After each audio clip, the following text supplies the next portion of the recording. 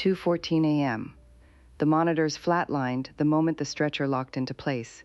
No heartbeat, no brain activity.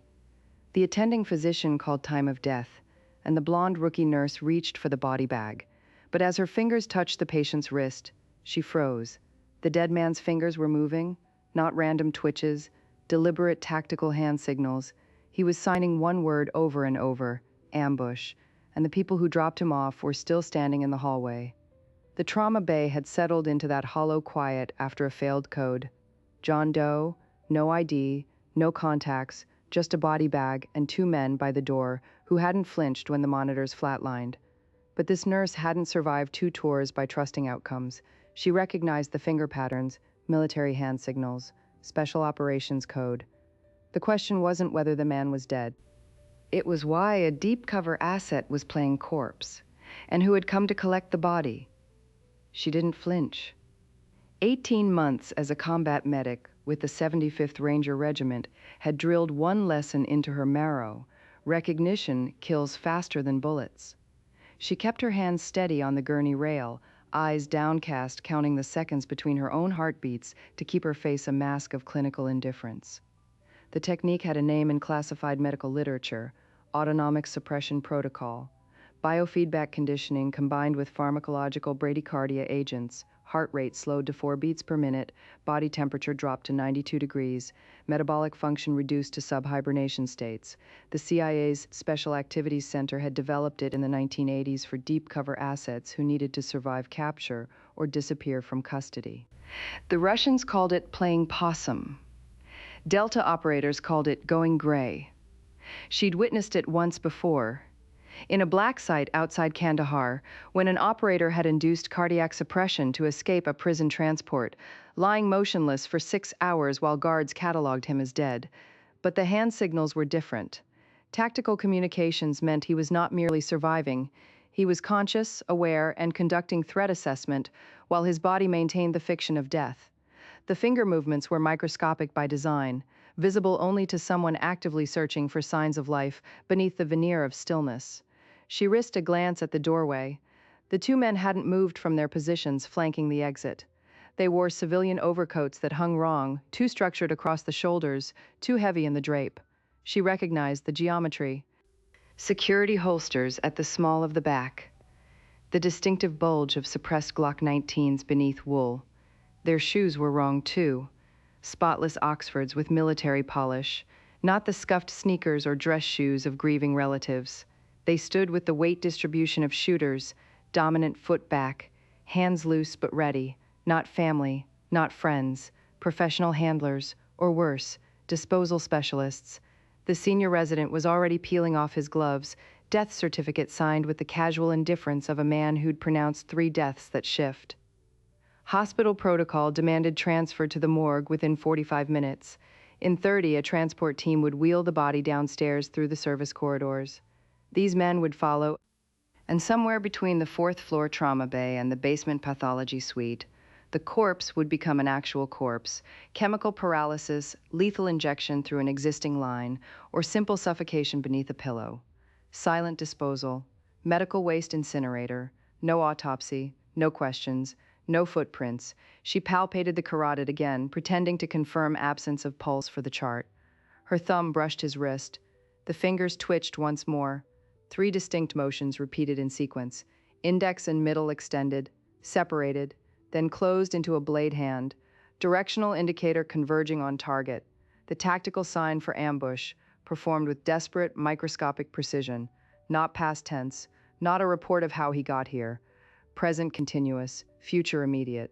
She understood then, the ice flooding her stomach. He wasn't recounting his injury. He was warning her about what was coming. The ambush wasn't historical. It was tactical, immediate, and directed at this room. These men weren't waiting to identify a body. They were waiting to confirm death so they could trigger the secondary phase. The hospital itself was the kill zone. The charge nurse called across the bay, voice cutting through the ventilation hum.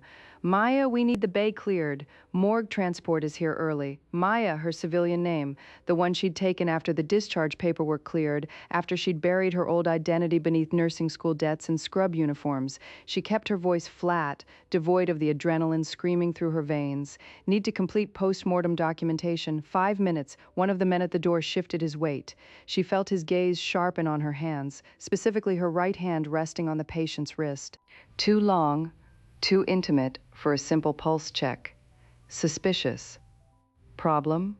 The voice came from the doorway, deep, controlled, Midwestern flatness that screamed federal contractor or corporate security with military pedigree.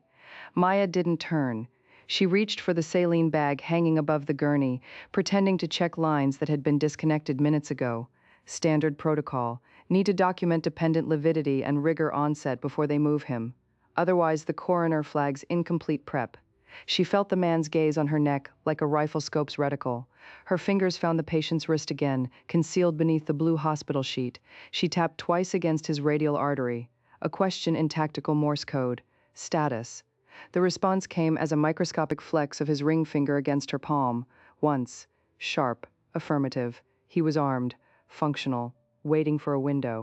The second man stepped fully into the room now, blocking the light from the hallway. Will accompany the body to the morgue, family request. Religious observance. Lie. The computer showed no next of kin. The admission was blank. A John Doe dropped at emergency by concerned citizens who vanished from security footage the moment the bay doors closed. No vehicle tags, no faces clear enough for facial recognition. Maya pulled the sheet higher, covering the patient's face with ceremonial slowness. Her movements were deliberate, buying seconds, her left hand sliding beneath the cotton. Under the fabric, her index finger traced a single word against his palm, letter by letter, W-A-I-T. The man's hand turned, grasping her finger with sudden, surprising strength. Cold skin, but living muscle. He wrote back against her skin. 3 letters. R-U-N. That's when she heard the metallic click of the trauma bay door lock engaging behind her. The first man smiled, reaching beneath his coat. She didn't wait for the weapon to clear leather. Muscle memory from Fort Benning training took the wheel, her elbow snapping backward into the defibrillator cart with calculated violence. The crash of metal and glass exploded through the trauma bay like a gunshot, a chaos trigger that made both men flinch instinctively toward the sound. It bought her 1.3 seconds. Enough.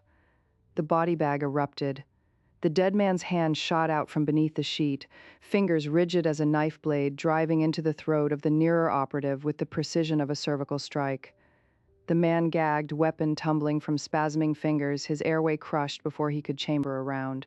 The John Doe rolled off the gurney in a fluid motion that belied his feigned death, bare feet silent on the tile, hospital gown snapping like a flag as he moved. "Down," he commanded, voice raspy from chemical paralysis, but the tone was pure command authority. Tier 1 operator, Delta or DevGru, maybe something without a name. Maya hit the deck.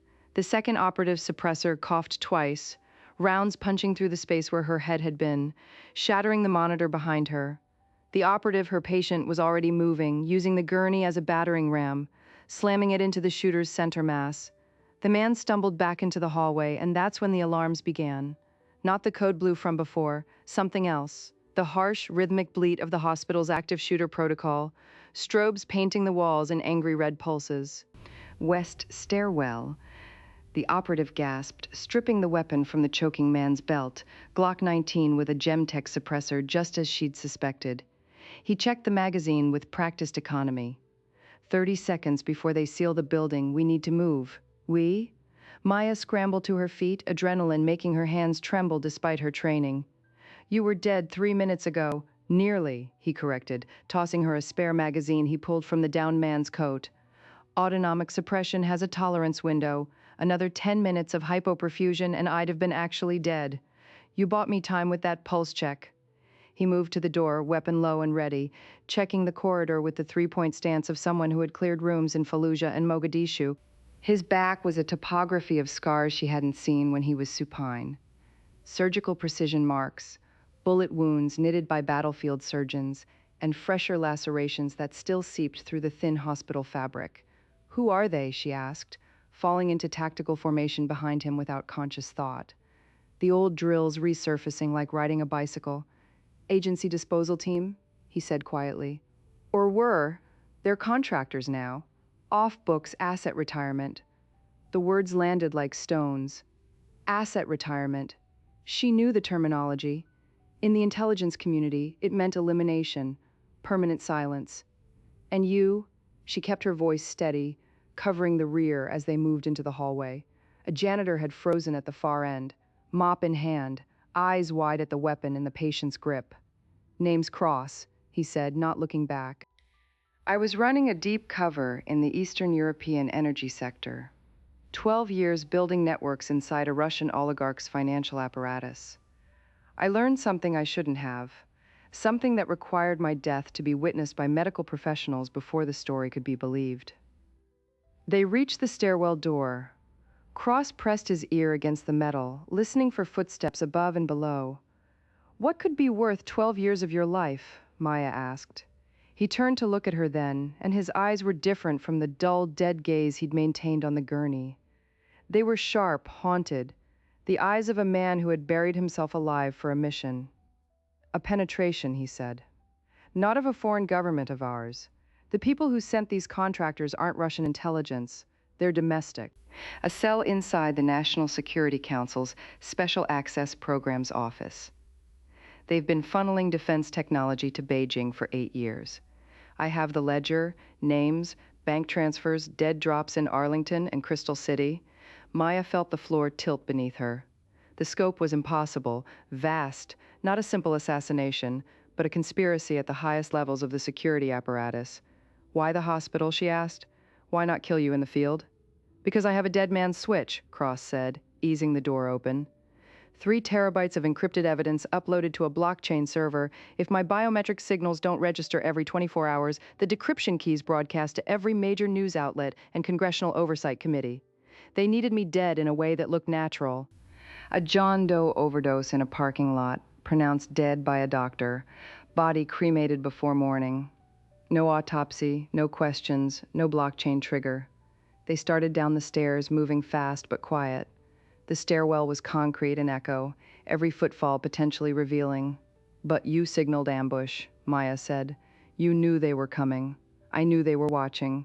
Cross corrected. The parking lot drop was staged. I induced the cardiac suppression myself with a sublingual beta blocker and a potassium spike. I needed to get inside a medical facility with witnesses, cameras, documentation that I was clinically dead. So when I resurfaced, the evidence would have a chain of custody, but I didn't know they'd infiltrated the hospital security. Those men at the door weren't waiting for the morgue transport. They were the transport. They reached the second-floor landing. Cross held up a fist, the universal signal to freeze. Above them, booted footsteps echoed, multiple pairs, moving with military precision. They've locked down the exits, Maya whispered. Standard containment protocol. Not standard, Cross said, his face grim. Look at the shadows. She did. The footsteps were accompanied by the distinct silhouette of rifle barrels silhouetted against the frosted glass of the second-floor door. Short, suppressed carbines, HK-416s or similar. Not police issue, military grade. They're not here to contain me anymore, Cross said quietly. They're here to sterilize. Everyone in this building who saw my face is a liability. The nurses, the doctors, the security guard who checked your badges. This is a total scrub. Maya's blood ran cold.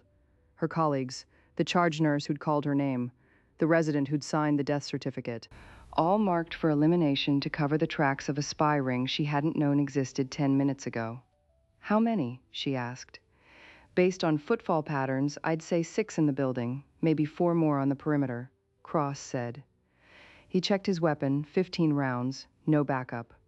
Not enough to hold a siege, but more than enough to execute a room-to-room clearance. He turned to her, and for the first time since he'd risen from the gurney, he looked uncertain.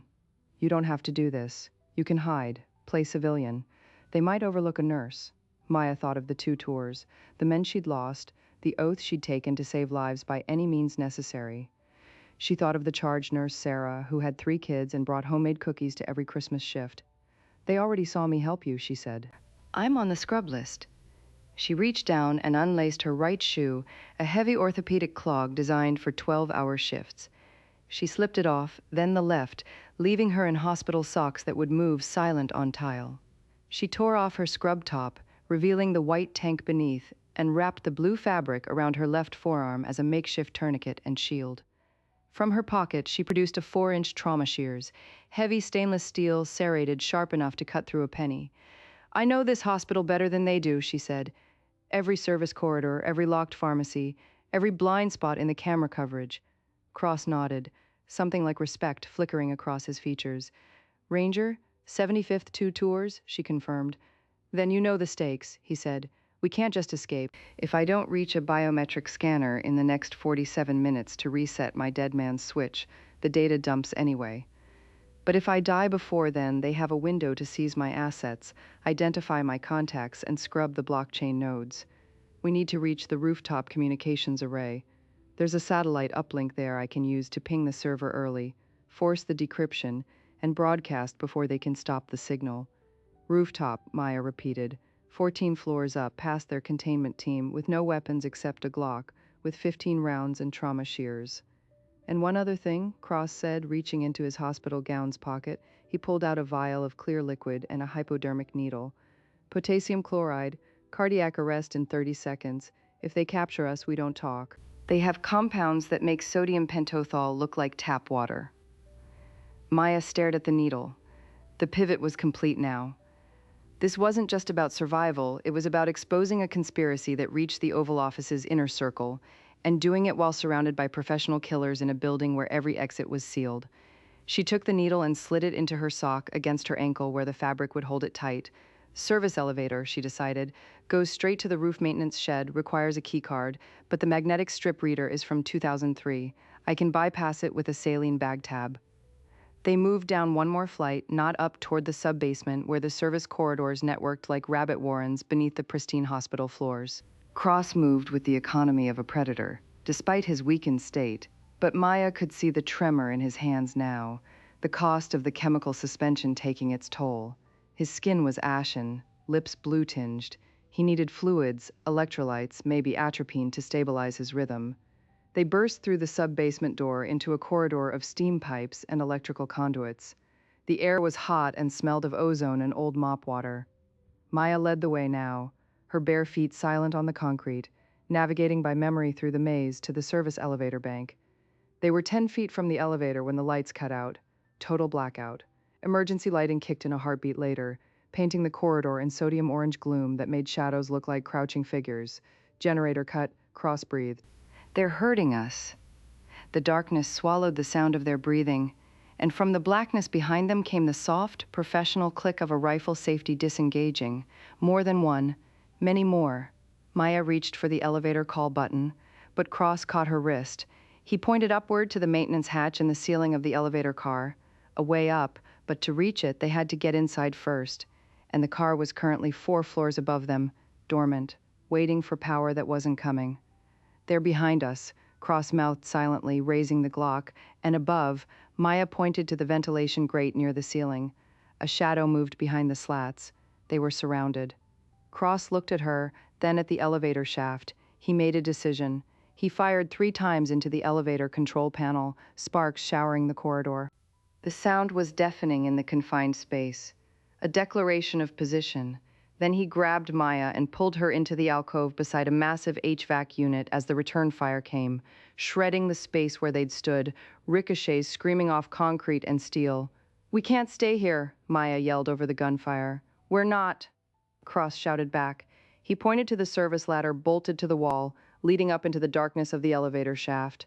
"Climb, but the car is climb now." She climbed, her fingers found the rungs, cold metal biting into her palms.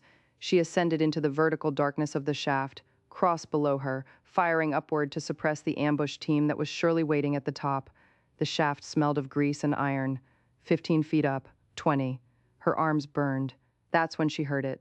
The elevator car, dormant above them, suddenly engaged.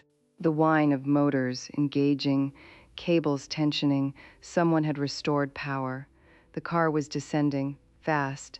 Maya looked up and saw the massive steel underside of the elevator car descending toward them like a guillotine, 2 floors above and closing, while from the open shaft doors on each floor, rifle barrels extended into the darkness, searching for targets. They were caught in the vertical kill zone, with death descending from above and gunmen waiting at every exit. Cross grabbed her ankle, his voice carrying the fatal certainty of a man who had run out of options. "The needle," he commanded. "Use it on me. If they take me alive, the scrub goes global. They'll kill everyone in this hospital, then everyone in my network. The data dies with my silence." Maya looked down at him, at the man who had cheated death once tonight only to face it again in the dark, and realized with a cold certainty that the next 10 seconds would determine whether a conspiracy died in this shaft or a nation bled out from within. Maya didn't reach for the needle. She reached for the rung above her head and hauled herself upward with a scream of effort that tore her throat raw. "Climb," she roared down at him, "or we both die here." The elevator car was one floor above them now, blocking the light, the air pressure changing as the massive steel coffin descended. Cross hesitated for one fatal second, then holstered the Glock in his waistband and climbed, his weakened arms shaking, the chemical suppression still poisoning his muscles. Maya grabbed his collar at the last possible instant, her fingers hooking into the hospital gown, and she swung them both sideways through a maintenance hatch that she had spotted in the darkness, a 2-foot square access panel that led into the 4th-floor surgical supply corridor. They tumbled through the opening as the elevator car rocketed past the hatchway, the wind of its passage sucking at their legs, the sheer mass of it missing Cross's heels by inches. They hit the linoleum hard, rolling, and Maya was up first, dragging him into a crouch behind a laundry cart filled with blue surgical drapes. The corridor was empty, sterile, the lights still flickering in the emergency power mode, but the silence was wrong. No footsteps, no shouting, no tactical radio chatter. The assault team had gone silent, which meant they had shifted to hunting mode. Cross was gasping, his skin now grayish-white, sweat beading on his forehead. The potassium imbalance was winning. "You should have used it," he wheezed, "and waste 12 years of your life." Maya hissed, checking the corridor. "Die on your own time. We have a rooftop to reach." She spotted the stairwell sign at the end of the hall. Not the main stairs, the staff fire exit, narrow and concrete, less likely to be covered. She helped him stand, supporting his weight, and they moved in a broken run, hugging the wall. They were 3 feet from the stairwell door when the intercom system crackled to life.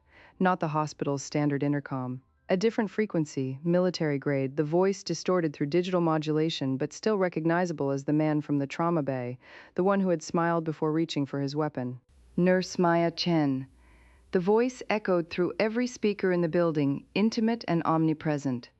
"Formerly Sergeant Chen, 75th Ranger Regiment Medical Corps, awarded the Bronze Star with V device for actions under fire in the Karengal Valley.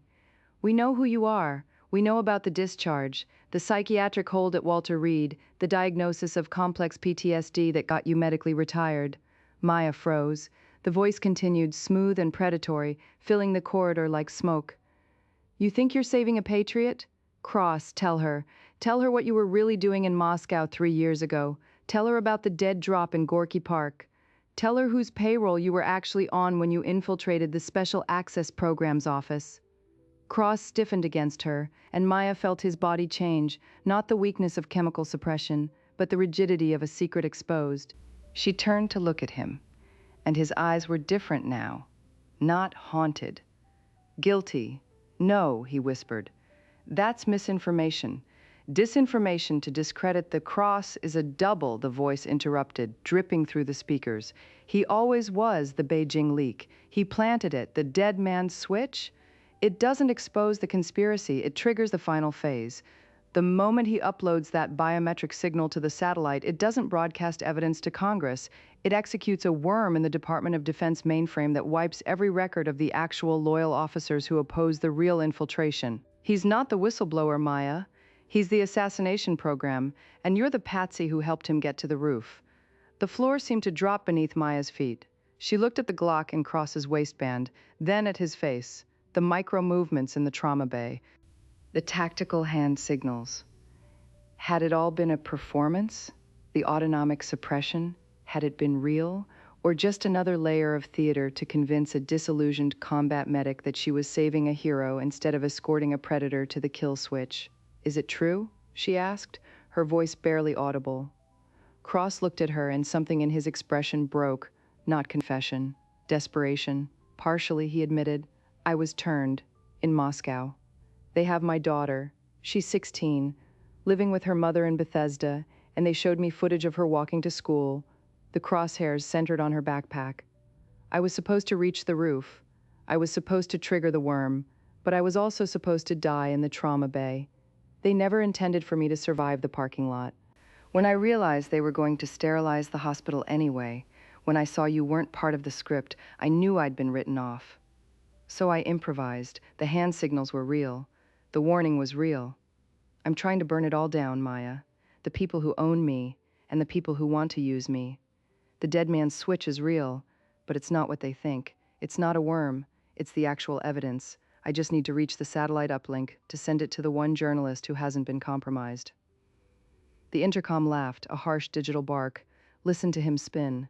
He's been trained for 12 years to deceive people exactly like you. Tragic backstory, emotional vulnerability, the daughter in danger, textbook grooming, and now he's going to get you killed on a rooftop so his real handlers can complete the operation. Maya looked at the stairwell door, 20 feet away. Then she looked back down the corridor where shadows were moving at the far end, tactical shapes, weapons shouldered, advancing in the bounding Overwatch pattern of true professionals, the revelation stacked upon itself like cards falling. If Cross was telling the truth, the hospital was about to be sterilized anyway to cover his assassination, and the only way to save the staff, the charge nurse with the Christmas cookies, the resident who signed the death certificate, was to help him reach that uplink and expose everything before the disposal team could sanitize the scene. If the voice on the intercom was telling the truth, she was escorting a master manipulator to the switch that would destroy the nation's defense infrastructure, and the sterilization was just a story to motivate her to move faster. Either way, people were going to die. The only question was which death meant something. Cross reached out and gripped her arm. His hand was ice cold, but his eyes were burning with a feverish intensity that looked like truth. The potassium, he said. Give it to me, not to kill me, to stabilize me. It's not just poison in that syringe, it's atropine and adrenaline, a combat cocktail. I hid it in the lining of the gown before they brought me in. It'll give me 5 minutes of full function, enough to get to the roof, enough to transmit, then you can shoot me yourself if I'm lying. He pulled the gown open and she saw it. A small pouch taped to his ribs, containing a syringe with a different colored plunger. Not the death needle she had tucked in her sock. A life needle, a final gambit. The shadows at the end of the corridor resolved into figures, 6 of them, heavy body armor, face shields, suppressed rifles. The disposal team wasn't taking chances anymore. They were using the heavy kit. Maya made her choice. She grabbed the syringe, pulled the cap with her teeth, and slammed the needle into Cross's thigh, pressing the plunger home. He gasped, his back arching, his eyes rolling back, and then he exhaled a breath that steamed in the air like winter smoke. When he opened his eyes again, the gray was gone. The tremors stopped. He was, for the next 5 minutes, superhuman, and then he would crash, possibly fatally. He drew the Glock and fired 3 times, not at the advancing team, but at the sprinkler head above them. The fire suppression system erupted, drenching the corridor in freezing water, creating a curtain of mist that obscured vision and fouled electronic optics. "Run!" he shouted. They ran through the stairwell door, up the concrete steps, feet pounding in rhythm, 4 floors to go. 5 minutes of borrowed time. Behind them, the disposal team didn't bother with stealth anymore. They opened fire, bullets chewing through the metal door, ricocheting off the concrete walls in screaming whines of fragmented lead. They burst onto the roof at the 3-minute mark. The night air was cold and clear, stars visible above the city glow. The satellite dish was on the far side of the HVAC units, a white dome the size of a Volkswagen, cables snaking from its base to a maintenance shed. Cross sprinted toward it with inhuman speed, the chemical cocktail driving his heart to dangerous rhythms. Maya followed, covering the rear, her trauma shears raised like a knife. She expected the team to emerge from the stairwell behind them, but instead she heard the thumping of rotors. A black helicopter rose from the far side of the building, nose down, aggressive. Not the Navy helicopter from the original story pattern. This was unmarked, matte black, no running lights, the kind that belonged to civilian contractors with government budgets. A side door slid open and a figure in tactical gear leaned out, raising not a rifle but a tube. A rocket launcher. "They're going to destroy the dish," Maya screamed. Cross reached the shed, tore open the door, and revealed a laptop bolted to a steel plate, a biometric scanner glowing green. He slammed his palm against it and began typing frantically, his fingers blurring. "They don't need to destroy the dish," he shouted back over the rotor wash. "They just need to destroy me before the upload completes. 45 seconds." The rocket launcher tracked toward him. Maya did the only thing she could. She ran directly at the helicopter, waving her arms, screaming, a target drawing fire, buying seconds with her life. The figure in the door paused, confused by the suicidal gesture, the launcher dipping slightly. In that hesitation, the laptop emitted a single, pure tone, a chime like a bell. "Overloaded," Cross gasped, collapsing against the shed wall. "It's done. The evidence is out. The names are broadcast. They can't scrub it now." The helicopter didn't fire. Instead, it banked hard, accelerating away into the night, abandoning the scene, fleeing the exposure that was now irrevocable. But as Maya turned back toward Cross, she saw the second helicopter. It had been hovering in the dark on the opposite side of the roof, silent, watching. It was white, marked with the insignia of the Department of Health and Human Services. And it was landing now, medical personnel jumping from the side before the skids touched concrete. They weren't there to kill anyone. They were there to contain the aftermath. Cross looked at her, the superhuman clarity fading from his eyes, replaced by the dullness of impending crash. "I told you the truth," he whispered, "but I didn't tell you everything. The upload wasn't just evidence against them. It was your file, too. Your location. Your real name. You're exposed now, Maya, as exposed as I am. The only place you'll be safe is with the people in that white helicopter. They're not my handlers. They're yours. Or at least, they were. Before you went AWOL from the Rangers." Maya stared at him, then at the white helicopter, the medical personnel advancing with stretchers and restraints, and realized with a sinking horror that the conspiracy went deeper than foreign infiltration or domestic espionage.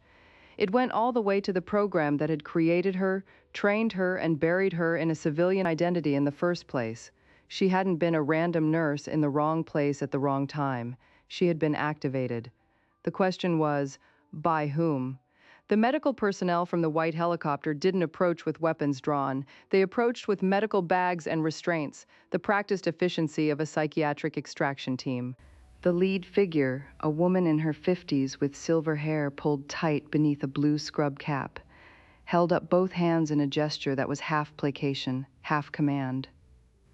"Sergeant Chen," she called out, her voice carrying across the rotor wash. "Or do you prefer Maya?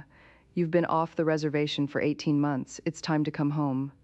Cross slumped against the satellite shed, the chemical cocktail burning through his last reserves. He looked at Maya with something like pity. "They're not HHS," he wheezed. "They're program doctors, the same ones who wrote your discharge papers at Walter Reed. The PTSD diagnosis was a cover. The nursing job was a cover. You've been in deep cover longer than I have, Maya. You just didn't know it." Maya felt the rooftop tilt beneath her feet. The silver-haired woman produced a tablet. Swiping through files, she displayed toward Maya. Classified documents with Maya's photograph at the top, but a different name. Captain Elena Voss. Psychological operations attached to a unit so classified it didn't exist in the Pentagon's budget lines. "You were placed in that hospital 9 months ago," the woman explained, her voice clinical and warm in the way of trauma surgeons delivering bad news. "Your cover story was constructed to attract exactly this scenario, a burned asset seeking medical extraction. A deep cover operative inducing cardiac suppression. We needed someone who could recognize the hand signals, who had the combat medical training to assist, and who would be motivated by the fiction of saving lives to escort the package to the uplink." Cross laughed, a wet, bubbling sound. "You weren't a random nurse, Maya. You were the delivery system. The dead man's switch wasn't meant to broadcast to a journalist. It was meant to broadcast to a server in Langley. You didn't help me escape. You helped me complete my mission.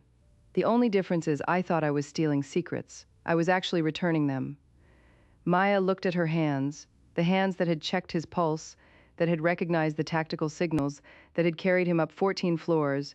The memories of the Korengal Valley, the Bronze Star, the nightmares that had driven her to civilian life, they felt distant now, manufactured. Had any of it been real? The psychiatric hold, Maya whispered. The PTSD, the discharge. Conditioning, the silver-haired woman confirmed. Necessary to create a profile that would pass scrutiny. A broken soldier seeking redemption and healing. The perfect cover for an extraction specialist. You performed beautifully, Captain. The data Cross uploaded is already being analyzed. The Beijing infiltration will be exposed. The Special Access Programs Office will be purged. And you get to go back to being Maya Chen, or you can come back to being Elena Voss. Your choice. Cross slid down the wall, his breathing shallow. The atropine and adrenaline were failing, his heart laboring against the damage from the autonomic suppression. He looked up at Maya, his eyes fading. I really do have a daughter, he murmured. In Bethesda, she's real. That's why I had to believe I was doing this for the right side. Tell her I wasn't a traitor. I was just a father who got used by everyone.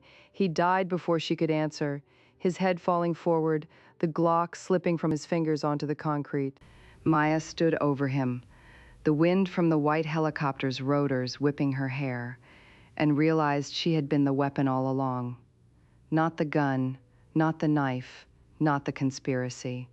Just a woman placed in exactly the right room at exactly the right time to ensure a dying man reached a satellite dish.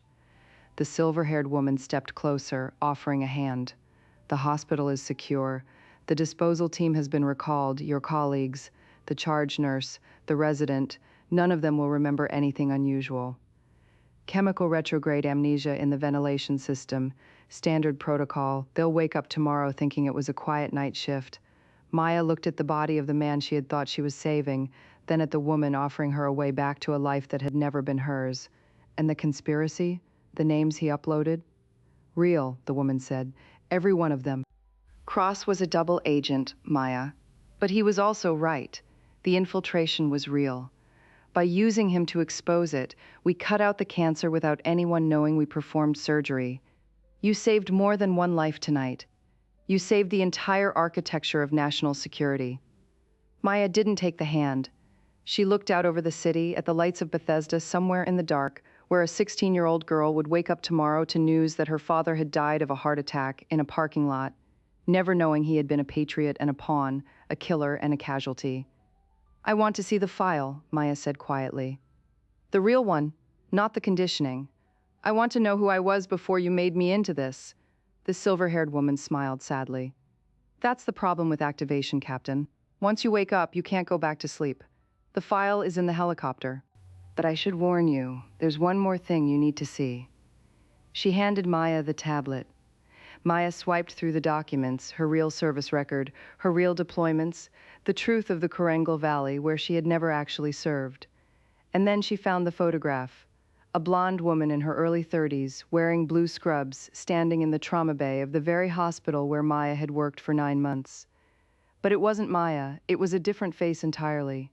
We don't use the same asset twice, the woman explained gently. Maya Chen was a real nurse. She died 3 weeks ago in a car accident we arranged. You were never her, Elena. You were inserted into her life, her apartment, her job. The other staff don't remember you because you weren't there last month. Their memories are synthetic. You're a ghost wearing a dead woman's skin. Maya, Elena, stared at the photograph of the real Maya Chen, the woman whose life she had believed was her own, and understood the final horror of the night. She wasn't a sleeper agent who had forgotten her training. She was a fabrication who had forgotten she was fictional. She dropped the tablet. It shattered on the concrete next to Cross's body. Behind her, the stairwell door burst open, not with tactical operators, but with the charge nurse, the real one, Sarah, holding a coffee cup, blinking in confusion at the rooftop scene, her memory obviously not as erased as promised, her eyes widening at the sight of 2 bodies and a woman she didn't recognize wearing her colleague's scrubs. The silver-haired woman cursed softly and reached for a sidearm. Elena moved faster. She didn't fire the weapon. She used the momentum of her lunge to slam the silver-haired woman against the satellite shed, stripping the pistol from her grip in a single trained motion, then turned and fired 3 rounds into the helicopter's rotor assembly. The aircraft sparked, shuddered, and settled onto the roof with a dying mechanical whine, trapping the extraction team inside. She grabbed the charge nurse's hand and pulled her toward the stairwell, leaving the program doctor alive but disarmed, leaving Cross's body in the rain, leaving the entire apparatus of her manufactured identity dissolving behind her like smoke. She was never found. Not in witness protection, not in foreign safe houses, not in the anonymous graves reserved for failed assets. She simply ceased to exist as Maya Chen, and Elena Voss never formally returned to service. The data Cross uploaded survived, burning through classified servers and exposing the Beijing infiltration within 72 hours. But the method of its delivery, the dead man and the nurse who recognized his hands, was redacted so completely that even the investigators never learned the truth. What remains is the question we cannot shake. How many of us are living lives we did not choose, working in buildings where we were placed, believing memories that were implanted by strangers in sterile rooms? We trust our reflections because we have no alternative. Yet every declassified document reveals new horrors: behavioral modification, synthetic identity, assets inserted into civilian roles so deeply they forget they are weapons. The blonde nurse checking your vitals, the patient signing secrets with dying fingers, the stranger who meets your eyes on the subway and seems to pause, as if recognizing a code she cannot quite remember. We want to believe we would feel the fracture, the moment our reality splits and the programming takes over. But the true architecture of control is invisible by design. It does not announce itself with gunfire and helicopter rotors. It whispers in micro-movements, in the space between heartbeats, in the certainty that we are who we believe ourselves to be. If this doubt stays with you, if you find yourself watching strangers more carefully, questioning the origin of your own reflexes, then this story has served its purpose. Subscribe now and look closer at the people around you. One of them might be waiting for a signal. One of them might be you.